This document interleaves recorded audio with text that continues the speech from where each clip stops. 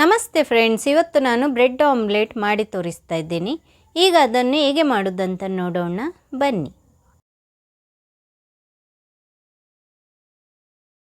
ನಾನಿಲ್ಲಿ 4 ಮೊಟ್ಟೆ ತಗೊಂಡಿದ್ದೇನೆ, ಅದನ್ನು ಒಡ್ಕೊಂಡು ಹಾಕ್ತಾ ಇದ್ದೀನಿ. ಒಂದು ವೇಳೆ ನಿಮಗೆ 4 ಮೊಟ್ಟೆ ಬೇಕಿಲ್ಲದಿದ್ದರೆ 2 ಮೊಟ್ಟೆ ಕೂಡ ಹಾಕ್ಕೊಳ್ಬೋದು. ಮೊಟ್ಟೆ ಒಡ್ಕೊಂಡು ಹಾಕಿದ ನಂತರ ಹಾಲು ಹಾಕ್ತಾ ಇದ್ದೇನೆ, 1/4 ಕಪ್ಪಿನಷ್ಟು. ವೆನಿಲಾ ಎಸೆನ್ಸ್ ಅರ್ಧ ಟೀ ಸ್ಪೂನ್ ಹಾಕ್ಕೊಂಡಿದ್ದೀನಿ. ಚಕ್ಕೆ ಪೌಡರ್ ಅರ್ಧ ಟೀ ಸ್ಪೂನ್ ಹಾಕ್ಕೊಂಡಿದ್ದೀನಿ. ಉಪ್ಪು ಹಾಕ್ಕೊಳ್ತಾ ಇದ್ದೀನಿ, ಉಪ್ಪು ರುಚಿಗೆ ಬೇಕಾದಷ್ಟು. ಈಗ ಇದನ್ನು ಚೆನ್ನಾಗಿ ಮಿಕ್ಸ್ ಮಾಡಿಕೊಳ್ಬೇಕು. ಮೊಟ್ಟೆ ನಾವು ಚೆನ್ನಾಗಿ ಬೀಟ್ ಮಾಡಿಕೊಳ್ಬೇಕು. ಈಗೇನೆ ನೋಡಿ ತೋರಿಸ್ತಾ ಇದ್ದೇನಲ್ಲ.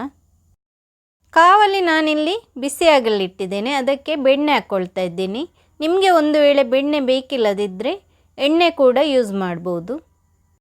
ಬೆಣ್ಣೆ ಹಾಕಿದ ನಂತರ ಎಲ್ಲ ಕಡೆಗೂ ನೋಡಿ ನಾನು ಹಚ್ಕೊಳ್ತಾ ಇದ್ದೀನಿ.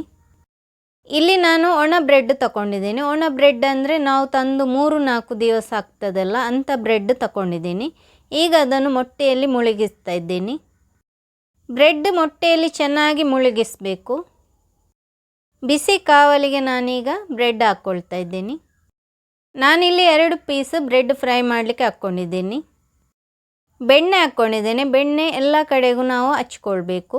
ಒಂದು ವೇಳೆ ನಿಮಗೆ ಬೆಣ್ಣೆ ಬೇಡದಿದ್ದರೆ ತುಪ್ಪ ಇಲ್ಲದಿದ್ದರೆ ಎಣ್ಣೆ ಕೂಡ ಯೂಸ್ ಮಾಡ್ಬೋದು. ಬ್ರೆಡ್ ಒಂದು ಸೈಡ್ ಫ್ರೈ ಆಗಿದೆ, ಇನ್ನೊಂದು ಸೈಡಿಗೆ ನಾನಿಲ್ಲಿ ಮಗುಚಿ ಹಾಕ್ಕೊಳ್ತಾ ಇದ್ದೀನಿ. ಬ್ರೆಡ್ ಇನ್ನೊಂದು ಸೈಡ್ ನಾನಿಲ್ಲಿ ಫ್ರೈ ಆಗಲಿಕ್ಕೆ ಬಿಡ್ತಾ ಇದ್ದೀನಿ. ಸ್ವಲ್ಪ ಹೊತ್ತಿನ ನಂತರ ನೋಡಿ ಬ್ರೆಡ್ ಫ್ರೈ ಆಗಿದೆ. ಈಗ ಅದನ್ನು ತೆಗೆದು ಪ್ಲೇಟಿಗೆ ಹಾಕ್ಕೊಳ್ತಾ ಇದ್ದೀನಿ. ಈ ರೆಸಿಪಿ ನಿಮಗೆ ಇಷ್ಟ ಆಗಿದ್ದರೆ ಲೈಕ್ ಮಾಡಿ, ಶೇರ್ ಮಾಡಿ, ಕಮೆಂಟ್ ಮಾಡಿ. ಹಾಗೆಯೇ ನನ್ನ ಚಾನಲನ್ನು ಇನ್ನೂ ಕೂಡ ಸಬ್ಸ್ಕ್ರೈಬ್ ಮಾಡದಿದ್ದರೆ ಸಬ್ಸ್ಕ್ರೈಬ್ ಮಾಡಲು ಮರೆಯದಿರಿ. Thank you.